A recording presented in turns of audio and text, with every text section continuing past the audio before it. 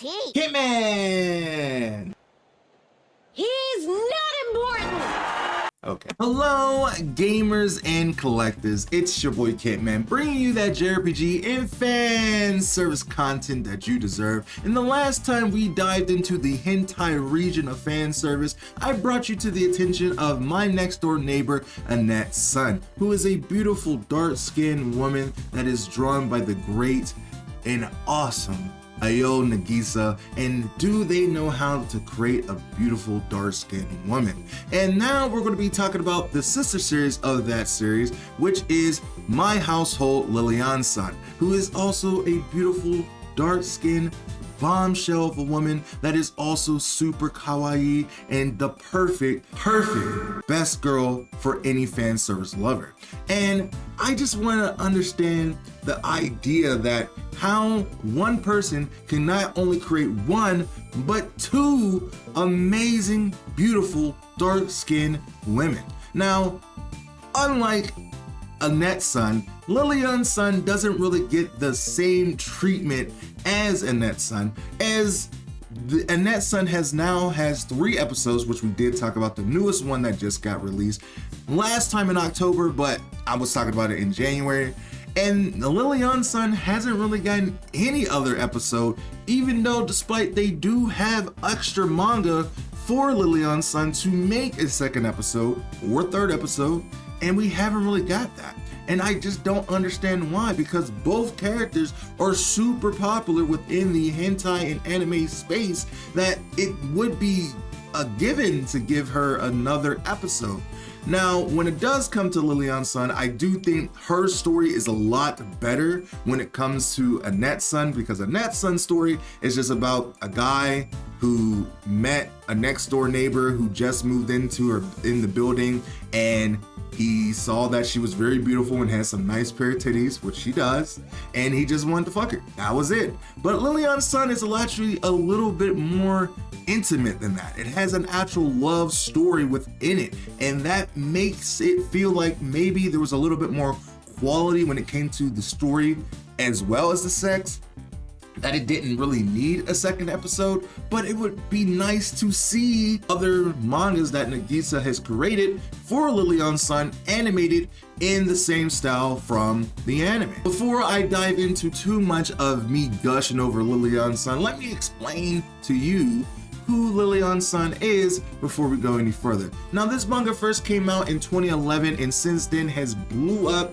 just as much as LilianaSan, and now has gotten its own animation, and it's a beautiful adaptation to the manga. Now, the anime does take some liberties with the source material and adds a little bit more charm than the actual manga has. Now, it does have the same type of romance, but it adds a little bit of extra layer into it, where LilianaSan was an abandoned in an alley being attacked by dogs, and Tatsuyuya found her just abandoned in the alleyway with no clothes.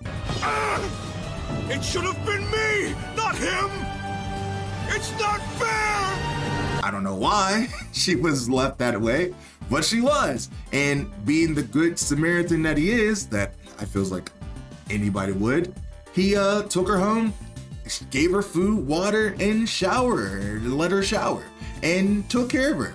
And since then, the love story starts to blossom. And then the one thing I kind of like about this story is the fact that it doesn't immediately go into the sex. Now, I know most people who watch hentai wants to get right into the sex, and that's kind of how it mostly is. But for this one, it's a little bit of different type of vibe, where it takes a minute to get to the sex stuff. Like, you earn that trust and bond with LilianaSan as they go shopping for new clothes, and you get to see her grow as a person and their bond become a lot stronger. They go to the amusement park, they go to different locations for Christmas, and then a year later, then they start to get into the idea of having some romantic relationships.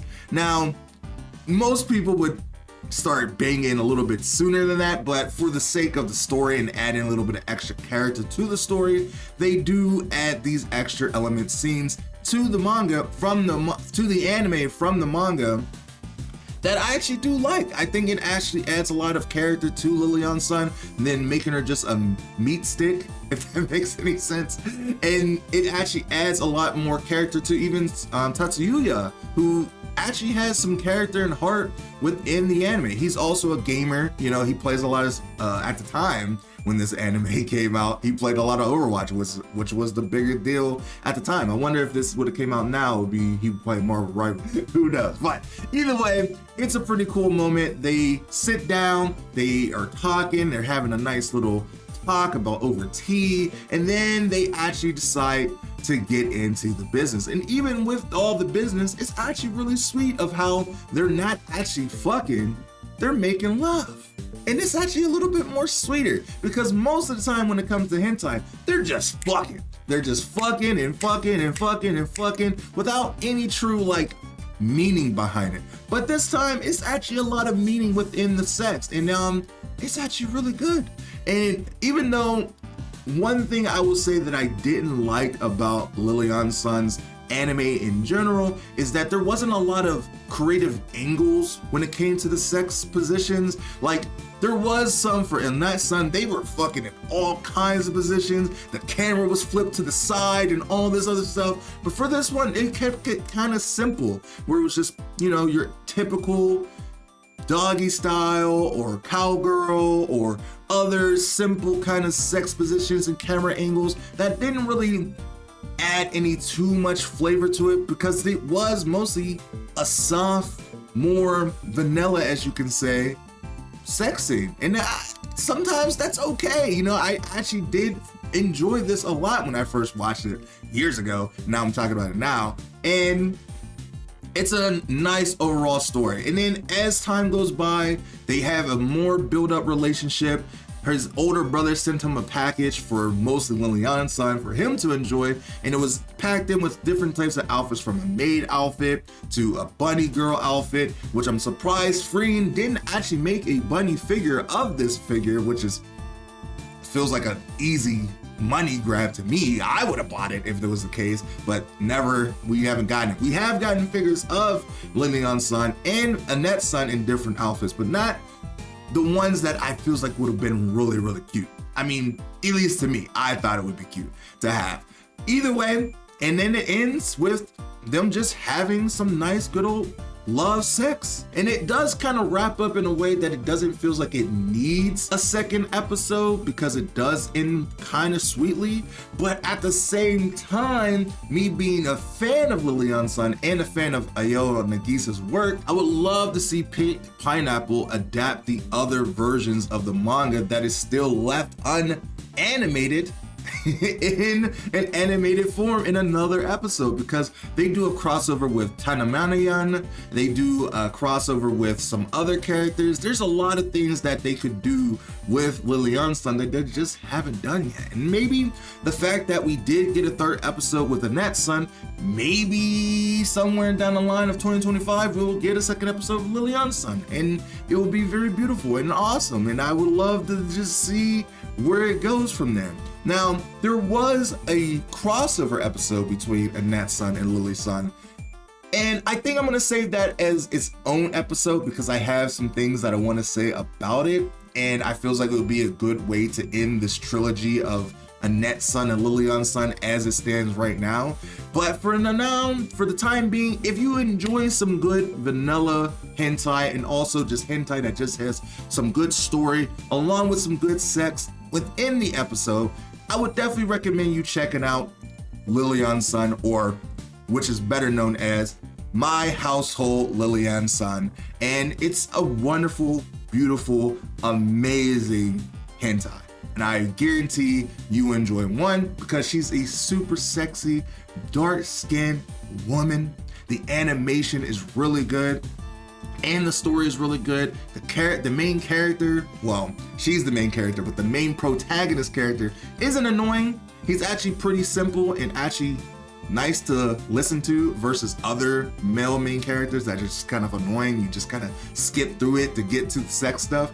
it feels like you'll actually enjoy everything that this one has to offer. Let me know how you guys feel about Liliana-San. Do you enjoy her versus her sister, Annette-san? Also, do you enjoy this anime at all? Have you seen it before? Have you not seen it before? If there's other hentais that you would like me to cover and talk about that I haven't had the chance to talk about yet, if you guys enjoy this kind of content, let me know by hitting the like button, subscribe for more, and let me know in the comments down below what you would like to see me talk about in the future. And if you would like to see the full uncut version of this video, check out my Patreon, as I was showing a lot of examples and different things to help spice up this video a little bit more. But until then, I will be back with the third episode talking about the crossover between Annette and Liliana-San and how I loved and hated it at the same time, which is very odd for and just being boring. Anyway, but either way, thank you so much for watching. If you guys did enjoy it, hit the like button, subscribe. I'm trying to hit 10K by the end of the year,